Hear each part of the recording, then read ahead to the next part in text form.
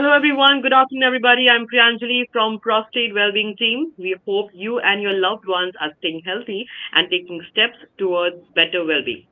Today's session is especially important for millions of people living with diabetes because we are going to discuss a critical complication that many aren't aware of: diabetic kidney diseases. Diabetic kidney disease or DKD is a serious condition that affects the kidney due to long standing diabetes. With awareness, timely diagnosis, and proper care, it can be prevented and managed effectively. A doctor, such as a nephrologist, can treat this condition and help the patient to get relief. To guide us on this very topic, we are honored to have with us Dr. Pankaj Jawandia, a highly experienced nephrologist.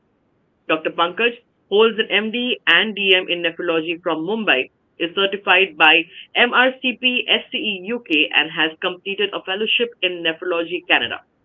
He is currently practicing at Kidney Cure Clinic, Nagpur. Dr. Pankaj is widely respected for his expertise in managing kidney related conditions with compassion and precision, ensuring that the patient's health is in safe hands. With that, I would like to introduce him to the screen. A warm welcome to you, Doctor. Over to you with the first question. What exactly is diabetic kidney disease? And how is it linked to diabetes? Yeah, first of all, thank you and thanks a lot for the kind introduction. As the name suggests, it's a long-standing complication of diabetes. If you have a diabetes, say for 10 and 15 years, and more importantly, if it is not controlled, if your sugar control, say like fastings are more than 200, then post lunch is going haywire. Over a period of time, gradually, it will start affecting uh, some of your organs. Like it will start affecting your retina, causing loss of vision. It will start affecting small nerves, and in the same way it will affect your kidney. So that is what is something called as a diabetic kidney disease. It is mostly because of uncontrolled diabetes, which affect your kidneys in a long term. Right. Uh, Quickly moving ahead towards the next question, Doctor. Are there any early signs or symptoms that the patient should look out for? Yeah, so that's important. Thanks for asking that question. Uh, in any diseases in general, uh, when you have an early stage of your kidney diseases, patients generally don't have any symptoms, right? It is very important to screen and to diagnose, right? So there are Mm, a couple of simple blood tests that we need to do to diagnose the kidney diseases, and all the societies across the world recommended that अगर आपको diabetes है, अगर आपको blood pressure है, तो आप basic kidney के test कीजिए, क्योंकि जब early sign mm, early kidney की बीमारी होती है तो पेशेंट को कोई सिम्टम नहीं आते हैं, तो जो डायग्नोसिस बनता है वो बनता है आपके यूरिन के और सिंपल ब्लड के टेस्ट से. So it is very important mm. to do the routine blood test if you're diabetes. And if I need to talk about signs and symptoms, so very early sign is some frothing in the urine. तो generally patient को जो complaint होती है कि urine में झाग जा रहा है, तो झाग जा रहा है is Mm. A sign that your kidneys are started leaking protein. और जब डायबिटीज से किडनी पे अर्ली परिणाम होता है तो प्रोटीन लीकिंग शुरू होती है. So that is something early sign. उसके अलावा कुछ अर्ली साइंस होती है, जैसे पैरों में स्वेलिंग आना या आंखों के आजू बाजू सूजन आना. ये these are some of a very very early sign that if patient is aware, they can get the test done and get diagnosed. But बहुत सी बार पेशेंट को ये जो अर्ली सिम्टम्स है ये अननोटिस हो जाते हैं कि वो यूरिन में झाग आता है तो चलो भाई आ रहा होगा, हमने पानी कम पिया है, पानी ज़्यादा पी लिया या इसलिए आ रहा है, तो वो इग्नोर कर देते हैं. थोड़ी माइल्ड स्वेलिंग आती है तो उनको लगता है कि हमने पैर लटका के बैठ गए इसीलिए हमको स्वेलिंग आ गई, तो वो इग्नोर कर देते हैं. So it is very important to look for this early sign, as well as Right, if you're diabetic, get it tested as soon as possible. right, right. Well, we always suggest all the people who watches us regularly or all our followers, ki, uh, monitoring yourself, monitoring your health on a regular basis is very much Hmm. important. Yes. Reach out to your nearest expert and make sure कि आप अपने health को regularly diagnose कर रहे हैं या routine checkup पे जा रहे हैं, बहुत ज़्यादा इंपॉर्टेंट है। Also we are talking about जिस भी आज कंडीशन के बारे में हम बात कर रहे हैं, इस कंडीशन में बिल्कुल आपको मॉनिटर करना चाहिए अपने हेल्थ को। डॉक्टर हमें बताइए, what is the role of blood pressure in diabetic kidney disease? Yes, so देखिए, जो जर्नी रहती है from being a diabetic to getting a diabetes kidney disease, so अगर एक मरीज को जब डायबिटीज डायग्नोस होता है तो उसको जनरली 6 से 7 साल बाद ब्लड प्रेशर की दिक्कत आती है और 10 साल बाद में किडनी की दिक्कत आती है। सो ये जो दोनों चीज़ें हैं, डायबिटीज और ब्लड प्रेशर, ये सिनर्जिस्टिकली एक्ट करती है, माने कि ये एक दूसरे को they are like in synergy. So अगर आपका शुगर भी कंट्रोल नहीं है और अगर आपका ब्लड प्रेशर भी कंट्रोल में नहीं है तो over period of time gradually ये किडनी की बीमारी को शुरू करती है और किडनी की बीमारी को रैपिडली बढ़ाती है। तो जब भी मेरे पास कोई पेशेंट आते हैं जो डायबिटीज़ रहते हैं, ब्लड प्रेशर रहते हैं और किडनी का प्रॉब्लम होता है, तो मैं सबसे इम्पॉर्टेंट चीज़ उनको यही बोलता हूँ कि मैं आपको किडनी की मेडिसिन तो शुरू कर रहा हूँ, बट उससे भी ज़्यादा इम्पॉर्टेंट है कि आपका डायबिटीज़ और आपका ब्लड प्रेशर कंट्रोल में रहे। क्योंकि एक कॉमन लॉजिक ये है कि ये जो बीमारी जो शुरू होती है वो अनकंट्रोल्ड डायबिटीज़ और अनकंट्रोल्ड ब्लड प्रेशर से होती है। मैं किडनी की कितनी भी दवाई दे दूँ, अगर उनका ब्लड प्रेशर कंट्रोल में नहीं रहता है, उनका शुगर कंट्रोल में नहीं रहता है, तो बाकी मैं कितनी भी मेडिसिन दे दूँ, they are not going to act, because you have to treat the root and treat the cause. So generally I recommend patient to get glucometer, that is sugar check करने की मशीन घर पे ले दीजिए। मैं इनको एक चार्ट देता हूँ जिसमें वो फास्टिंग पोस्टन शुगर चेक करते हैं। मैं उनको एक बीपी का भी चार्ट देता हूँ जिसमें वो अपने घर पे एक ऑटोमेटेड बीपी की मशीन ले लेते हैं, जिससे वो ब्लड प्रेशर चेक करते हैं और उसका जब अगली बार फॉलोअप के लिए आते हैं तो वो रिकॉर्ड साथ में लेके आते हैं। क्योंकि मैं जब क्लिनिक में अगर चेक करता हूँ ब्लड प्रेशर तो मेरे को at one point of time की रिकॉर्डिंग मिलती है, बट उनका ओवरऑल कैसा महीने भर का कैसा कंट्रोल है, पूरे उनका शुगर का कैसा कंट्रोल है, इसका मेरे को जो पूरा डिटेल मिलेगा वो मेरे को उनके घर की रिकॉर्डिंग से ही मिलेगा।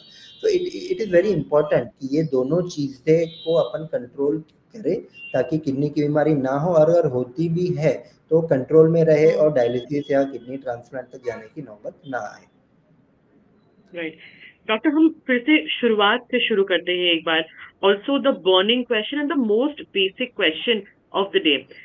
हम अक्सर सुनते हैं लोगों को बोलते हुए कि एक बार डायबिटीज हो गया तो उसका क्योर तो नहीं है, you can control it. But हमें बताइए कि अगर अर्ली स्टेज में किसी ने डायग्नोस कर लिया कि डायबिटीज है, is it possible that the person is cured completely और इन फ्यूचर में कभी भी उनको दवाई लेने की जरूरत नहीं पड़ेगी? क्या ऐसा सिचुएशन हो सकता है? या तो देखिए, डायबिटीज़ में भी एक दो टाइप के डायबिटीज़ रहते हैं जिसमें टाइप 1 और टाइप 2 रहता है। मैं सुना होगा कि कभी कभी 20 साल के बच्चे को भी डायबिटीज़ हो जाता है, जो कि इतना कॉमन नहीं होता है। तो वो केस राइट। में आपको शरीर में एक जेनेटिक चेंजेस रहते हैं जिसमें शरीर में इंसुलिन ही नहीं बनता है, राइट। तो वो चीज़ में आपको लाइफ लॉन्ग इंसुलिन थेरेपी लेना पड़ता है, जबकि शरीर में अगर इंसुलिन बन ही नहीं रहा है तो आपको इंसुलिन के इंजेक्शन लेना ही है। वो ऐसी कंडीशन नहीं है कि over a period of time ठीक हो जाएंगे। तो वो एक चीज़ जो है, जो परमानेंट इंसुलिन लेना है या फिर पैनक्रियाज का ट्रांसप्लांट कराना है ताकि आपको इंसुलिन बंद हो जाए। एक दूसरी जो टाइप रहता है डायबिटीज़ का, जो कि नॉर्मली पाया जाता है 40-50 के बियॉन्ड, वो है टाइप 2 डायबिटीज़। तो टाइप 2 डायबिटीज़ होने के मल्टीपल चीज़ें जब साथ में आती है तो टाइप 2 डायबिटीज़ होता है, जिसमें अगर फैमिलियल टेंडेंसी है या फिर थोड़ा जेनेटिक प्रीडिस्पोजिशन है और इसके एड ऑन अगर आपकी प्रॉपर डाइट नहीं है, आपके रिफाइंड शुगर ज़्यादा खा रहे हैं या फिर आप फिजिकली इनएक्टिव है या फिर ओबेसिटी है, जब ये सभी चीज़ें कंबाइन आ जाती है तो आपको टाइप 2 डायबिटीज़ होता है। टाइप 2 डायबिटीज़ में अगर आप जो कि मॉडिफाइबल चीज़ें हैं, जैसे अगर आप डाइट कंट्रोल करते हैं, फिजिकली एक्टिव होते हैं, वजन कम करते हैं, तो काफ़ी हद तक के शुगर रिवर्सल हो जाती है। अगर आपको इंसुलिन लग रहा है तो ये कंट्रोल करके आप शायद इंसुलिन बंद करके टैबलेट पे आ जाए। अगर आपको टैबलेट चल रहा है तो शायद आपको टैबलेट की डोज कम हो जाए या फिर कुछ-कुछ पेशेंट को टैबलेट बंद भी हो जाए।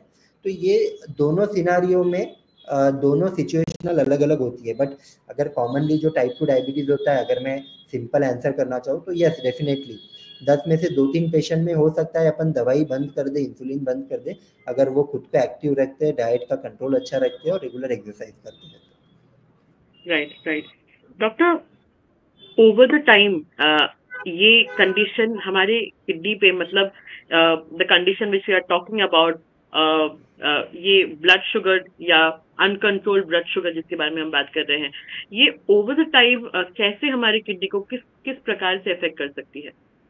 हाँ, तो देखिए क्या रहता है ना, अगर एक 2 डायबिटीज़ के पेशेंट है, एक की ब्लड शुगर ओवरऑल 150 के नीचे रहती है और एक की 250-300 तक रहती है।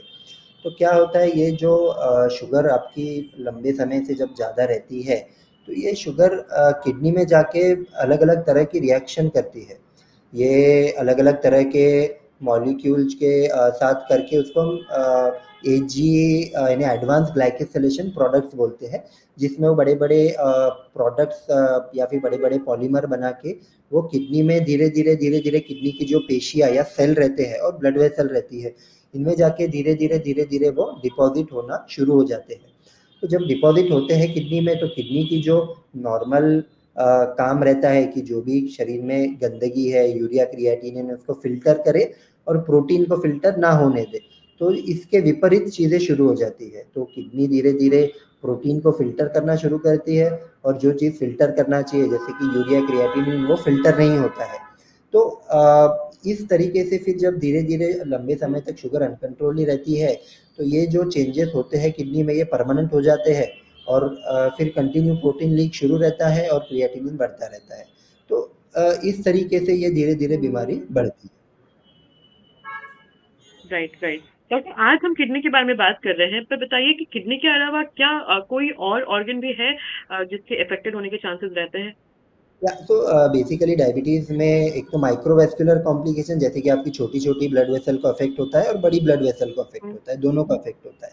तो जो छोटी ब्लड वेसल को अफेक्ट होने के कारण एक तो आपको किडनी की दिक्कत होती है, या फिर आपके जो आँखों के पर्दे हैं, जिसको हम रेटिना बोलते हैं, उसमें भी कभी-कभी खून उतर जाता है, जिससे आपको आगे चल के आँखों की रोशनी भी चली जाती है और आँखों अपनी जो हम्म, छोटी-छोटी नसें हैं, न्यू नर्व्स जिसको बोलते हैं, उसको भी परिणाम हो के पैरों में झुनझुनाहट आना, पैरों में चुभना, ये चीज़ें होती है।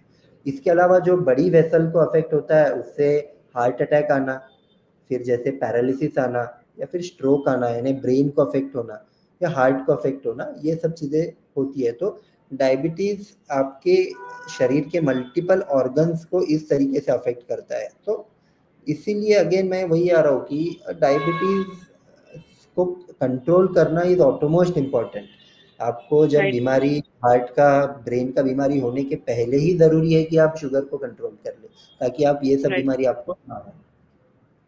राइट। डॉक्टर, आपने ये भी कहा कि टाइप 2 डायबिटीज जो है वो लाइफस्टाइल चेंजेस से या डाइटरी चेंजेस से हम रिवर्स कर सकते हैं उसे। तो Yes. किस प्रकार के लाइफस्टाइल चेंजेस और किस प्रकार की डाइट अपनानी चाहिए लोगों को? Would you like to suggest something? Yeah. So first of all, I'll talk about physical like daily lifestyle changes. तो जिसमें एटलीस्ट 30 to 40 मिनट, जो कि अमेरिकन गाइडलाइंस रिकमेंड करती है, 30 to 40 मिनट आप फिजिकल एक्टिविटी, एक तो आप थोड़ी जॉगिंग करिए या फिर आप थोड़ी वॉकिंग करिए 45 minute, that is very important.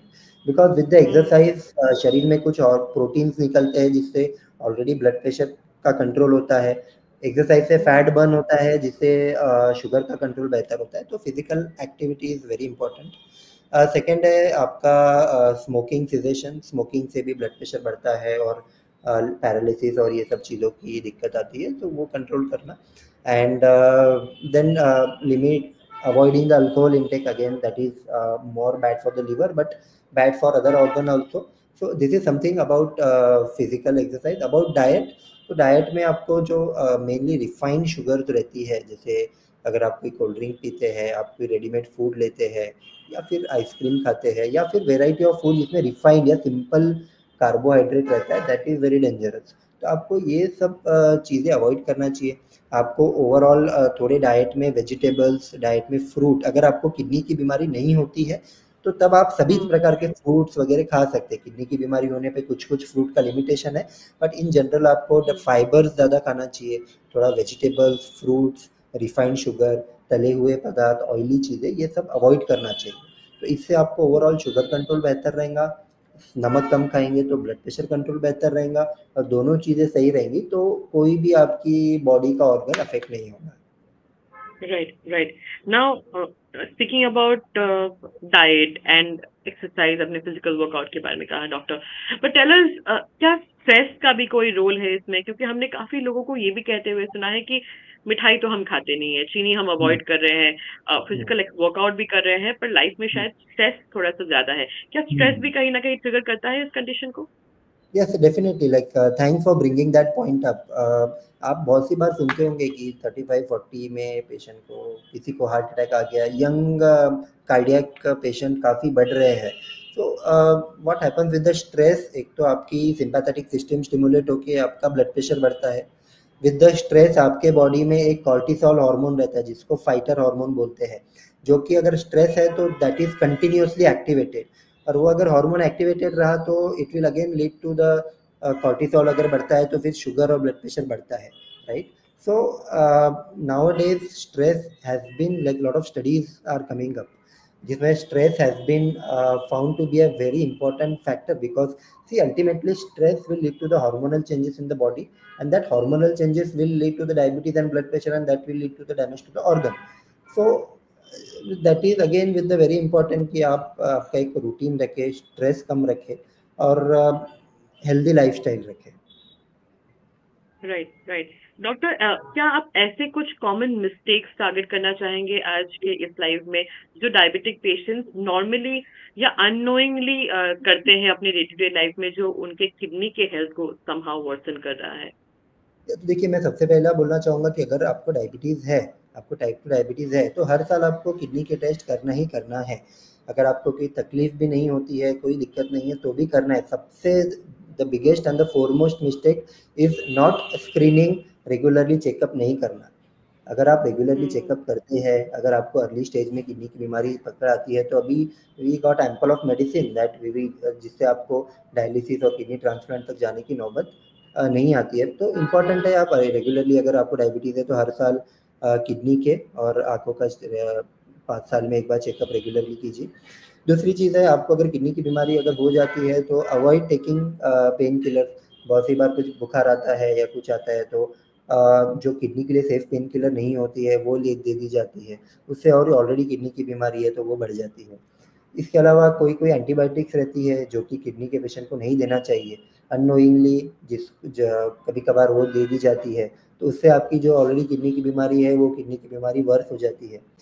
कभी कभार कोई अल्टरनेटिव मेडिकेशंस जो कि सर्टिफाइड नहीं रहती है, जिसके कोई ट्रायल नहीं रहते हैं, वो अगर मेडिसिन भी अगर ले ली जाए, उसमें कभी कभी हैवी मेटल्स रहते हैं, जो कि हैवी मेटल से कभी किडनी में एलर्जी होती है या फिर उससे भी किडनी की बीमारी बढ़ने का चांसेस रहता है। तो ये कॉमन मिस्टेक है। हर अगर किडनी के 10 पेशेंट 15 पेशेंट मैं रोज़ देखता हूँ तो उसमें से 10 से 12 पेशेंट की गलती करते हैं। सो हम सबसे इम्पोर्टेंट पेशेंट को यही समझाते हैं कि हम एक्चुअली बेसिकली चार्ट दे देते हैं पेशेंट को कि आप चलो, आप मेरे पास बाहर के एमपी के पेशेंट आते हैं, मेरे पास उनके कभी कभार कांटेक्ट नहीं हो पाता है, तो मैं उनको चार्ट दे देता हूँ कि ये आप कहीं भी वहाँ लोकल डॉक्टर में कभी कभार इमरजेंसी में दिखाओगे तो इनको ये चार्ट देना है कि बताना है हम किडनी के मरीज़ है, हमको ये दवाई नहीं चलती है, ये पेन किलर नहीं चलती है, ये एंटीबायोटिक नहीं चलती है। क्योंकि बहुत सी बार जो लोकल के कभी कभार डॉक्टर रहते हैं उनको ये स्पेशलिस्ट नहीं रहते, उनको कभी कभार उतना आइडिया नहीं रहता है चीज़ों का, तो हम पेशेंट को ही समझाते हैं और पेशेंट को चार्ट दे देते हैं कि आप कभी भी वहाँ जाए तो आप ये चीज़ उनको दिखा दीजिए। Right, right. Well, with that doctor, we have few questions from our viewers. हमारा पहला सवाल आता है अनुज कुमार से, जो पूछते हैं, are kidney problems painful? So see, kidney, if you talk about kidney stones, yes, they are definitely painful. But if you talk about diabetic kidney disease, उसमें ऐसा आपको पेन नहीं होगा, आपको कुछ तकलीफ ही नहीं होंगी अर्ली स्टेज में। So diabetic kidney disease as such is not painful. If kidney stones, they are definitely painful. Right, right. अगला सवाल डॉक्टर पूछते हैं, अभी कुमार पूछते हैं कि can stress affect kidney if I have diabetes? So yes, like stress से, देखिए डायरेक्टली स्ट्रेस से ऐसे किडनी को इफेक्ट होगा ऐसे नहीं है, बट इफ़ यू सी, जो मैंने आपको अभी थोड़ी देर पहले समझाया है कि स्ट्रेस से हार्मोनल चेंजेस होंगे, उससे ब्लड प्रेशर होगा, डायबिटीज़ वर्सन होगा, और अल्टीमेटली ये दोनों चीज़ों का स्ट्रेस किडनी पे अफेक्ट होगा। तो स्ट्रेस का डायरेक्ट इफेक्ट है क्या? नहीं, बट स्ट्रेस का इनडायरेक्ट इफेक्ट है क्या किडनी पे? Yes, with diabetes and blood pressure. Right. And the last question, doctor, comes from Deepak Sharma. पूछते हैं, where can we meet for treatment? So I practice in Nagpur in Kidney Cure Clinic at Ramdas. So yes, they can come. Right. Well, it was a wonderful session with you, doctor, today. आज हमें बहुत कुछ जानने को मिला regarding this condition. Sadly, doctors आज थोड़ा कम समय लेके आए थे हमारे लिए, but we are extremely grateful to have you here with us, even though it was for a small amount of time, पर आज हमने बहुत कुछ सीखा. Before we take a leave, doctor, any take-home message for our viewers who has watched us so far? Yeah, so take-home message: those who are young, maintain a good lifestyle, maintain a physical activity, so that you don't आपको ये सब आगे बीमारी ना हो. और अगर आपके पेरेंट्स उनको डायबिटीज ब्लड प्रेशर है, जनरली वो जो जनरेशन रहती है उनको इतना अवेयरनेस नहीं रहता है खुद की हेल्थ के बारे में, तो अगर आपके पेरेंट्स को दिक्कत है तो get them check. Basically regularly एक ब्लड के क्रिएटिनिन नाम का टेस्ट रहता है और यूरिन का प्रोटीन कितना जा रहा है वो टेस्ट, जो कि बेसिक स्क्रीनिंग टेस्ट है. That won't cost to more than 500 rupees. जितना आपको मूवी में पॉपकॉर्न का खर्चा लग जाएगा उतने में टेस्ट हो जाएंगी. तो अगर बेसिक ये जो टेस्ट है ईयरली उनकी कराते रहिए, और अगर किडनी की बीमारी पता चलती है तो go to your specialist doctor and get treated early. And again the foremost important, अगर डायबिटीज और ब्लड प्रेशर है तो उनका कंट्रोल अच्छा रखिए, ताकि ये मल्टीपल आपको बीमारियां हार्ट की, किडनी की, ब्रेन की ना हो. Right. Well, that was the expert advice for today, and that was Dr. Pankaj Jawandia for us. Thank you so much, doctor, for your clear, insightful, and extremely valuable guidance on this. I'm sure our viewers today will be walking away with more awareness and confidence.